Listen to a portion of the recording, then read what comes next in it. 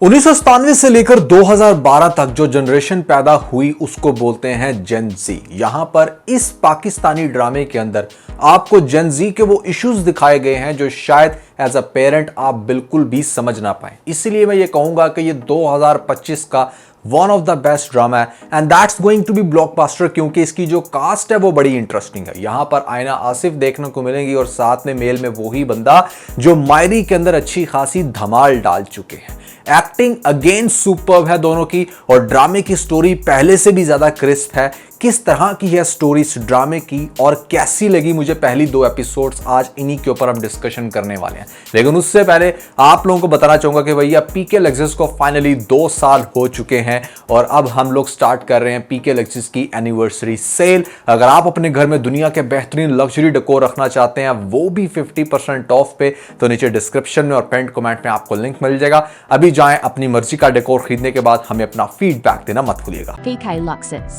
We don't sell crap. तो starting में दिखाया जाता है आपको बेसिकली एक फैमिली को जिसमें एक दादा जान और दादी जान, टू बी वेरी ऑनेस्ट किसी भी ड्रामे के अंदर दादा दादी का बेस्ट रोल इनसे बेहतरीन और कोई नहीं कर सकता। इसी माँ के 2 बच्चे हैं, एक डेफिनेटली थोड़ा सा गरीब है जो रहता है इसी के पास पाकिस्तान में, उसके भी 2 बच्चे दिखाए गए हैं, एक का नाम है समीर और एक का नाम है अमल। अमल डॉक्टर बन रही है और इसीलिए स्टडी में काफी बिजी रहती है और जो समीर है उसको बड़ा मजे का कैरेक्टर दिखाया गया। जेन जी के अंदर जितने भी बच्चे खास तौर पे गेमर हैं, पढ़ाई में मन नहीं लगता, आप लोग बहुत ज्यादा रिलेट करोगे खुद को इस कैरेक्टर के साथ। फिर आपको दिखाया जाता है यहां पर एक ऐसा बेटा जो बेसिकली इनका ताया है, जहांगीर उसका नाम, वो अपनी फैमिली समेत अमेरिका से वापस इनके घर आ रहा है और इनके घर आते हुए दिखाया जाता है कि बड़ी प्रिपरेशंस हो रही हैं, फर्नीचर चेंज किया जा रहा है। दादी डेफिनेटली अपने बड़े बेटे को ज़्यादा प्रायोरिटी देती है क्योंकि बड़ा बेटा अर्निंग वाइज बहुत ही ज़्यादा बेहतर है।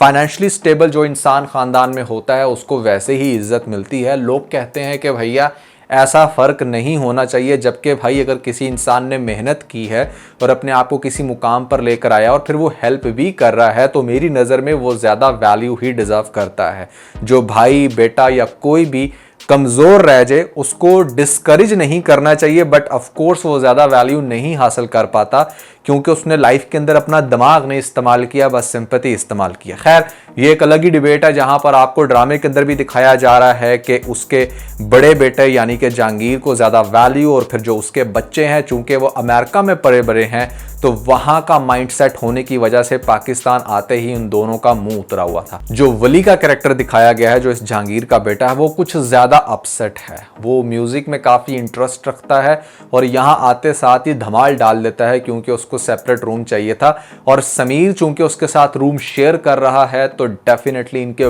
बहुत ज़्यादा इंटरेस्टिंग सीन है क्योंकि वो काफ़ी स्मार्ट है और उसको थोड़ा सा ब्लैकमेल भी कर रहा है। बात सुन ली है उसने उसकी एक गोरी गर्लफ्रेंड के साथ और अब उसी वजह से उसको काफ़ी ज़्यादा ट्रोल करने लग रहा है। अब वली का कैरेक्टर इस ड्रामे के अंदर बड़ा एग्जॉस्टेड दिखाया गया है, जो बेचारा सिचुएशन से तंग अपनी लाइफ में खुद से कुछ अच्छा करना चाहता था। बिल्कुल एग्जैक्टली आपको इसका ये रोल देखकर मायरी ड्रामे वाला रोल याद आ जाएगा क्योंकि वहां पर भी वो बहुत कुछ करना चाहता था लेकिन फैमिली के झंझट में फंस के फिर उसको शादी करनी पड़ती है। इस ड्रामे के अंदर भी यहाँ पर इसको म्यूजिशियन बनना है या म्यूजिक में काफ़ी इंटरेस्ट, बट साथ ही बाप की तरफ से लगाए हुए ऐसे रूल्स के नहीं भैया डॉक्टर ही बनना है और पाकिस्तान ही मूव करना है। इसके पीछे रीज़न बेसिकली इसके करियर से ज़्यादा कुछ और है। वो रीज़न क्या है सबसे पहले मैं आपको वो बता देता हूँ क्योंकि उसका ड्रामे के अंदर फिलहाल कोई जिक्र नहीं किया गया। बेसिकली इसकी बेटी भी दिखाई गई है जिस बेटी का नाम गालिबन आनिया बताया जा रहा है इस ड्रामे के अंदर, जो कैरेक्टर प्ले करने लग रही है। बड़ी प्यारी सी लड़की है बट एक बहुत बड़ी प्रॉब्लम से गुजर कर निकली है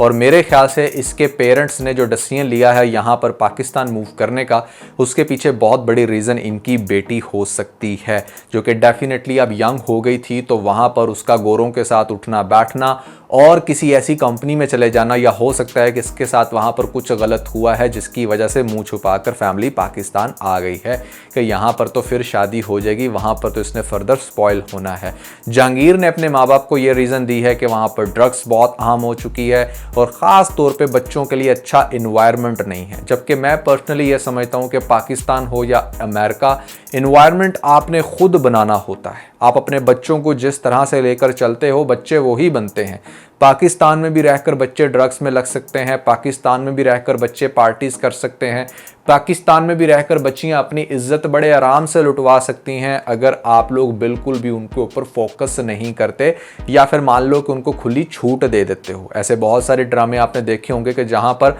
वो पाकिस्तानी फैमिलीज ही होती हैं जो इतनी ज़्यादा स्पॉइल्ड होती हैं और बच्चियां पता नहीं क्या कुछ कर रही होती हैं। सो ये एक अलग ही डिबेट है, इसको भी छोड़ो। लेकिन ड्रामे के अंदर दिखाया गया है कि हाँ, बच्चे वहां पर स्पॉइल हो रहे थे तो माँ बाप जो हैं वो यहाँ पर लेकर आ जाते हैं। अब यहाँ पर लाने के बाद ऑब्वियसली बच्चे एडजस्ट नहीं कर पा रहे। बच्चों में भी ज़्यादा मतलब आनिया को तो दिखाया गया कि वो हर वक्त बेचारी सोचों में गुम रहती है, उसको शायद अपनी गलती का एहसास है, लेकिन जो बेटा है डेफिनेटली चूंकि उसको सिस्टर की वजह से साथ टारगेट किया गया है, सिस्टर से कुछ गलत हुआ तो उसका भी सारा सीन यहाँ पाकिस्तान में आ गया, तो वो बिल्कुल भी एडजस्ट नहीं हो रहा। फिर आपको लेटेस्ट एपिसोड में इसका टकराव होते हुए दिखा दिया जाता है आयना आसिफ के कैरेक्टर के साथ, जो कि बहुत ही मुंह फट लड़की है, रक्षे में जाती है अगर अकेले तो यहाँ पर उसकी भी धुलाई कर देती है, इतनी ज़्यादा इंसल्ट करके कि भैया मेरी तरफ देख क्यों रहे हो। और यहाँ पर बाप भी उसका बड़ा अजीब दिखाया गया है कि मतलब एक तरफ से तो वो उसको कह रहा है कि बेटा दुपट्टा लेकर जाओ सर पे, दूसरी तरफ ये नहीं सोच रहा कि यार मैं अकेला बच्ची को भेज रहा हूँ, बच्ची खुद चल कर आई थी मेरे पास कि पापा मुझे यूनिवर्सिटी छोड़ दो,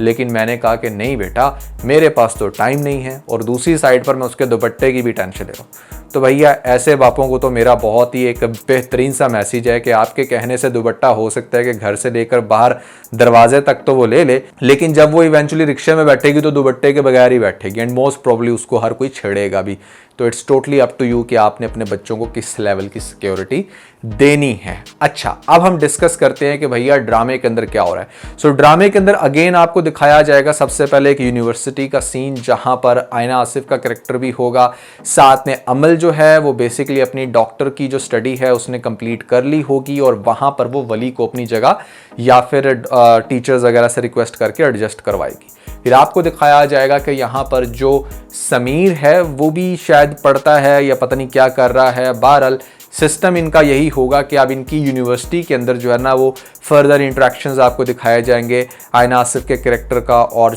वली का, और बहुत ही इंटरेस्टिंग सीन होंगे क्योंकि डेफिनेटली जो कपल्स शुरू में बहुत ज़्यादा लड़ते हैं इवेंचुअली प्यार भी उनको होता है, बट दो इतने डिफरेंट लोग क्या एक दूसरे के प्यार के जाल में फंसेंगे, ये आप लोगों को चीज़ बहुत ज़्यादा फैसिनेट कर रही होगी क्योंकि वली के कैरेक्टर को एक गोरी मेम से बात करते हुए दिखाया जाता है, वो उसके अंदर काफ़ी इन्वॉल्व भी था, बट बाप चूंकि फोर्सली लेकर आया पाकिस्तान में, तो यहाँ पर जब इसकी अंडरस्टैंडिंग बनेगी इस लड़की के साथ तो पता चलेगा कि ज़िंदगी के अंदर और भी बहुत सारी खूबसूरत चीज़ें हैं, चीज़ों से मुराद इंसान हैं जो आपको भा सकते हैं या जो आपको सपोर्ट कर सकते हैं। आयना आसिफ का जो कैरेक्टर है इस ड्रामे के अंदर वो चूंकि बहुत स्टैंड लेने वाली लड़की है, तो हो सकता है कि उसकी जो इनर क्वालिटी है ना म्यूजिक वाली उसको सपोर्ट करे। इनिशियली वो डॉक्टर की स्टडी कर रहा होगा और किसी पार्टी में हो सकता है कि वो गिटार भी बजा दे, तो वहां पर उसको रियलाइज होगा कि मतलब ये कितना अच्छा म्यूजिक गा सकता है, तो क्यों ना हम इसको सपोर्ट करें। और जेन जी की जो बात मैंने स्टार्ट में की वो ये कि हमारे जो बेसिकली पेरेंट्स हैं वो जेन एक्स में आते हैं आई थिंक,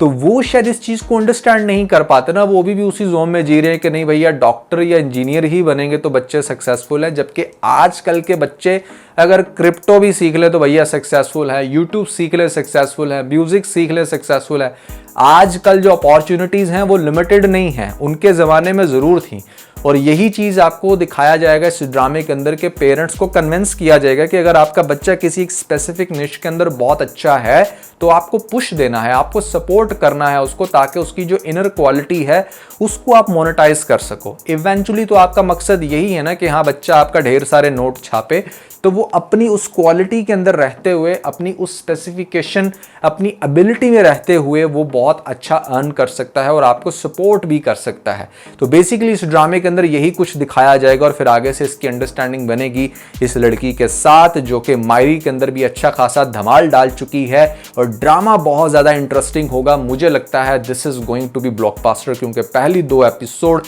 इंतहा दर्जे की इंटरेस्टिंग थी। मैंने सोचा कि मतलब जल्दी से स्कैन कर लेता हूँ इसको रिव्यू करने के लिए, बट आई वाज स्टक। मैं इसका कोई एक सीन भी मिस नहीं कर पाया और मजबूर हुआ कि मतलब मतलब एक एक मोमेंट को अच्छे से एंजॉय कर सकूं। अगर आप लोगों ने परवरिश ड्रामे की पहली 2 एपिसोड्स नहीं देखी तो जरूर देखें। Mark my word, you will love it, especially if you belong to Gen Z. So that's my review. कैसा लगा आपको ड्रामा, कमेंट्स के अंदर जरूर बताइएगा। और खास तौर पे अगर आप लोगों ने हमारा लेटेस्ट व्लॉग नहीं देखा तो ऊपर आपको लिंक मिल जाएगा, जल्दी से लिंक पे क्लिक करके वीडियो देख के अपना फीडबैक मुझे जरूर दीजिएगा।